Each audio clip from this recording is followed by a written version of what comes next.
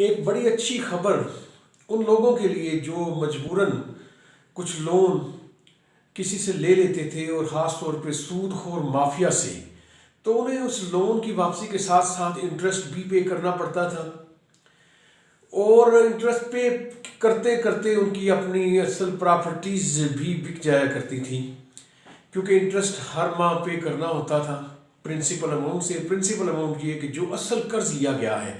तो अब पंजाब में एक कानून साजी की गई है, एक एक्ट नाफिज किया गया है जिसके तहत वो तमाम इंटरेस्ट ख़त्म कर दिए गए हैं। कोई सूदखोर अपनी रकम जो उसने कर्ज पे दी हुई है उस पर इंटरेस्ट नहीं ले सकता। इंटरेस्ट को एबॉलिश या एक्सटिंग्विश कर दिया गया है और जो भी मकरूज है जिसने लोन लिया हुआ है वो मनी लेंडर को सिर्फ असल रकम पे करेगा, इंटरेस्ट पे नहीं करेगा। और अगर इंटरेस्ट पहले पे कर चुका है तो जो वो एडजस्ट होगा जो रकम उसने कर्ज ली हुई है, एक्चुअली ली हुई है। तो इसके मतलब मजीद डिटेल में आपको बताऊंगा। फर्स्ट ऑफ ऑल तो ये था कि एक बड़ी अच्छी खबर है, क्योंकि सूदखोरों ने, मनी लेंडर्स ने, प्राइवेट मनी लेंडर्स ने यरगमाल बना रखा था आवाम को, उनकी मजबूरियों का नाजायज़ फ़ायदा उठाते थे, उन्हें कर्ज देकर एग्जॉर्बिटेंट इंटरेस्ट उनसे लेते थे, बहुत ज़्यादा मुंह मांगे यानी इंटरेस्ट लिया जाता था और लोग मजबूरी में कर्ज ले लेते थे और फिर वो इस चुंगल में फंस जाते थे। इंटरेस्ट पे करते करते असल अमाउंट तो एक तरफ रही, यही उन पे बहुत भारी पड़ता था और दिन ब दिन जो लोन लेते थे मकरूज हैं वो और ज़्यादा उनके हालात परेशान कुन होते जाते।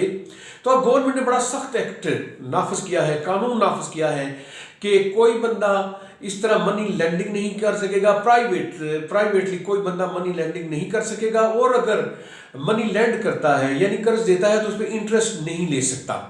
और जो बंदा ऐसा करेगा उसके लिए बड़ी सख्त सजा भी रखी गई है इस एक्ट में। 10 साल तक उसे सजा हो सकती है।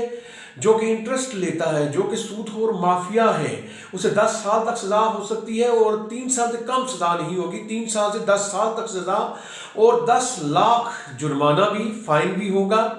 और अगर वो तंग करता है मकरूज शख्स को तो उसकी भी सजा है 5 साल तक सजा और 5 लाख रुपए तक जुर्माना। मैं इसकी डिटेल में कुछ जाऊंगा तो ये एक बड़ी खुशखबरी है, तो इस सारी डिटेल में बयान करूंगा। आरिफ करीम एडवोकेट सुप्रीम कोर्ट नाम है मेरा। तो अगर आपको मेरी वीडियोस पसंद आती हैं तो सब्सक्राइब ज़रूर कीजिए और बेल आइकन भी प्रेस कर दीजिए सो दैट कि मेरी वीडियोस आप तक पहुंचती रहे। ये वीडियो भी बड़ी ही इंपॉर्टेंट है। तो अब चलते हैं कि इसको डिटेल से डिस्कस करें कि एक बड़ी सूरत हाल चल रही थी पूरे मुल्क में कि मजबूर लोग कर्ज लेते थे प्राइवेट मनी लेंडर्स से, जो प्राइवेट सूदखोर माफिया है यूजली जिसे कहते हैं इंग्लिश में, मजबूरों में लेते थे क्योंकि बैंक से तो वो कर्ज ले नहीं सकते। बैंक की कर्ज की शराइत बड़ी सख्त है जो कि आम बंदा पूरी नहीं कर सकता। तो होता ये था कि सूदखोर माफिया वजूद में आ चुका था जो कि मजबूर लोगों को एक्सप्लॉइट करता था। मजबूर लोग जब एक दफ़ा उनके चुंगल में फंस जाए तो फिर उनका निकलना बड़ा मुश्किल होता था। वो प्राइवेटली मनी लोन के तौर पे दिया करते थे और उस पर भारी या अपनी मर्जी से जितना भी इंटरेस्ट वो लगाते थे वो रिसीव करते थे। एक चेक ले लिया जाता था मकरूज शख्स से कि अगर वो पे नहीं कर सकता उनकी किस्तें या इंटरेस्ट तो वो चेक डिसऑनर करवा के उसके खिलाफ कार्रवाई भी करते थे। मेरी एक वीडियो है कि डिसऑनर द चेक जो लॉ है ये फेवर करता है मनी लेंडर्स को, सूदखोर माफिया को, वो तो एक अलग बात है। अब जो एक्ट नाफिज हुआ है वो कल 18 जनवरी 2023 को नाफिज हुआ है और उस एक्ट का जो नाम रखा गया है the Punjab prohibition of interest on private loans act 2022। इसका मसौदा जो पेश किया गया था असेंबली में वो 23 अगस्त 2022 को पेश किया गया था। अब तकरीबन 4 माह बाद इसे बाकायदा मंजूर करके, अप्रूव करके एक्ट की सूरत में इसका नफाज कर दिया गया है। तो ये बड़ा अच्छा एक्ट है जैसे कि मैं पहले बयान कर चुका हूँ। अब थोड़ा सा इसे माइन्यूटली देखते हैं सो दैट कि जो लॉ स्टूडेंट्स हैं या दूसरे भी आम लोग इसे अच्छी तरह से अंडरस्टैंड कर सकें। फर्स्ट ऑफ ऑल ये एक्ट जो बनाया गया है जो उन लोगों की सहूलत के लिए है जो कि मजबूरन प्राइवेट सूदखोर माफिया से लोन कर्ज लेते थे और फिर इंटरेस्ट के चक्कर में फंस जाया करते थे और उनकी हालत पहले से भी खराब होती, उन्हें अपनी प्रॉपर्टी बेचकर भी सूद अदा करना पड़ता था। और सूदखोर माफिया अगर कोई शख्स कर्ज लेके अदा नहीं कर पाता था या कुछ डिले करता था तो वो मुख्तलिफ हथकंडों से उसे तंग भी क्या करते थे, मोलेस्ट करना। अब जो एक्ट बना है उसमें एक तो सूद को ख़त्म कर दिया गया है, इंटरेस्ट जो माजी में कर्जा किसी ने भी लिया था प्राइवेटली बैंकों से हट के, तो वो सब सूद उस पर ख़त्म कर दिया गया है। अगर उसने सूद की मद में कोई रकम पे कर दी है तो वो एक्चुअल जो प्रिंसिपल अमाउंट है उसमें एडजस्ट हो जाएगी। तो ये एक बड़ा अच्छा एक्ट है। इसकी मजीद तफसील जो मैं मजीद बयान करता जाऊँगा सेक्शन बाय सेक्शन। जो ये एक्ट है जिसका नफाज कल यानी 18 जनवरी 2023 को हुआ है, उसमें जो शुरू में है कि इंटरेस्ट की डेफिनेशन की गई है कि किसी भी तरह का ऐसी अमाउंट जो कि कर्ज लेने की वजह से देनी पड़े तो उसे इंटरेस्ट कहा गया है। और ये किसी ट्रांजैक्शन की सूरत में भी हो सकता है। अगर क्रेडिट पे कोई चीज़ ली गई है, मसलन कोई चीज़ आप परचेज करते हैं, उधार लेते हैं, तो उधार लेने पे ज़्यादा कीमत देनी पड़ती है जो कि उसकी एक्चुअल प्राइस होती है, तो उससे भी इंटरेस्ट ही इस कानून के तहत डिक्लेयर किया गया है। अगर किसी शख्स ने कोई ऐसी कमोडिटी खरीदी है और उसे असल रकम से ज़्यादा अदा करनी पड़ेगी क्योंकि उसने उधार ली है, तो वो भी ख़त्म कर दी गई है। उसे सिर्फ प्रिंसिपल अमाउंट ही पे करना होगी जो मनी लेंडर है।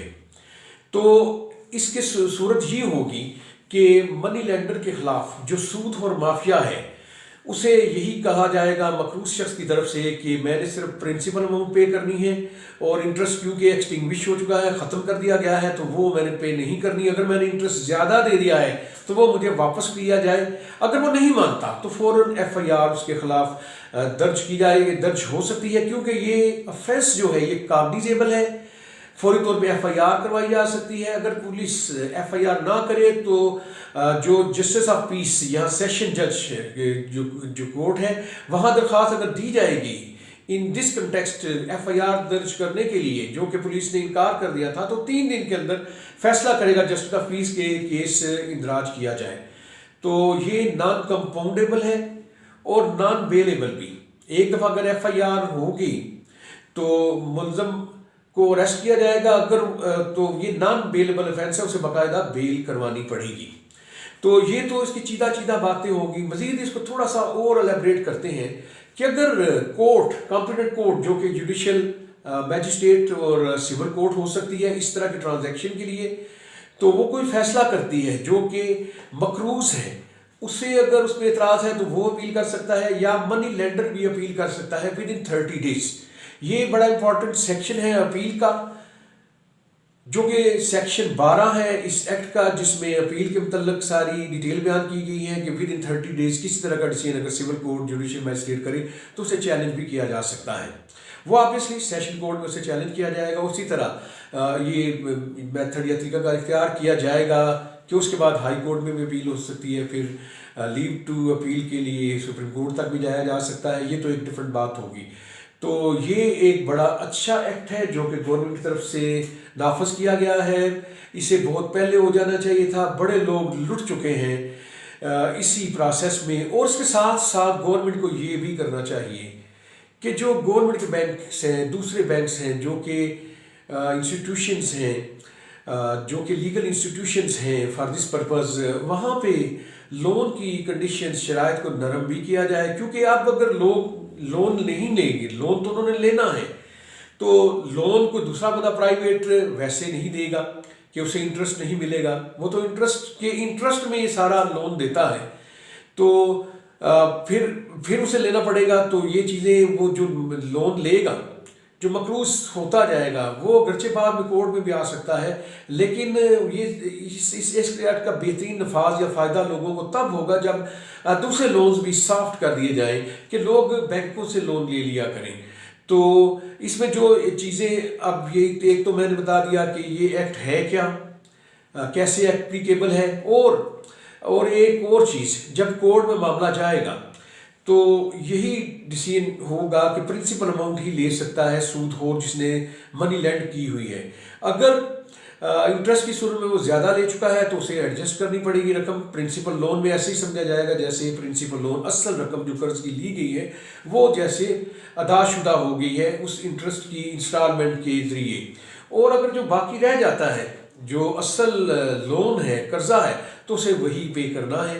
अगर सूदखोर उसे तंग करता है अपने एजेंट के ज़रिए किसी भी तरीके से, क्रिमिनल इंटिमिडेशन करता है तो उसकी भी सज़ा है, मोलेस्ट करने की भी, तंग करने की भी सज़ा है 5 साल तक और 5 लाख तक जुर्माना भी है।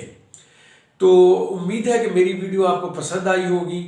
अगर कोई भी क्वेश्चन पूछना हो तो मैं डिस्क्रिप्शन में अपना फ़ोन नंबर भी दे दूंगा। तो ये सारी डिटेल थोड़ी सी रीकैप करते हैं कि कल 18 जनवरी को एक एक्ट नाफज हुआ है जिसने इंटरेस्ट सब एक्सटिंग्विश कर दिए हैं। किस प्राइवेटली जो लोगों ने ट्रांजैक्शन की हुई थी सिर्फ प्रिंसिपल असल अमाउंट उन्होंने पे करनी है। और अगर कोई ऐसा इशू अराइज होता है तो उसके खिलाफ FIR भी हो सकती है। और दोनों पार्टीज, मनी लेंडर और लोन होल्डर, वो दोनों कोर्ट में जा सकते हैं तो वहाँ पे फैसला होगा। इस सारे अगर कोई इसमें कोई डिस्प्यूट भी है तो जो माजी में कहीं माजी की कोई इसमें हद नहीं है, चाहे 5 साल 10 साल 20 साल पहले भी अगर लोन लिया गया है या क्रेडिट पे कोई चीज़ ली गई है तो उस पर ये अप्लाई करेगा। तो जितना इंटरेस्ट पे किया जा चुका है अगर वो प्रिंसिपल अमाउंट से ज़्यादा पे हो चुका है तो वो वापस हो जाएगा मकरूज को। और अगर सारा नहीं हुआ, इंटरेस्ट जो दे चुका है वो सारा एनालाइज करके इंटरेस्ट को भी असल रकम की पेमेंट समझा जाएगा। और अगर बाकी बचती है रकम तो वही अदा ये करना होगी। तो ये सारा मैंने आपके सामने बयान कर दिया है। मेन चीज़ें थी एक्ट क्या है, फिर इसकी पनिशमेंट क्या है, फिर ये क्या कागनीजेबल है, यानी पुलिस FIR डायरेक्टली दर्ज कर सकती है, क्या कंपाउंड राजीनामा हो सकता है या नहीं, ये नॉन कंपाउंडेबल है, नाकाबिल राजीनामा है और नॉन बेलेबल भी, इसमें बेल भी नहीं हो सकती। तो उम्मीद है आपको वीडियो पसंद आई होगी। तो जब भी चाहे इसके मतलब कोई क्वेश्चन करना हो तो आप कर लीजिए। Thank you very much.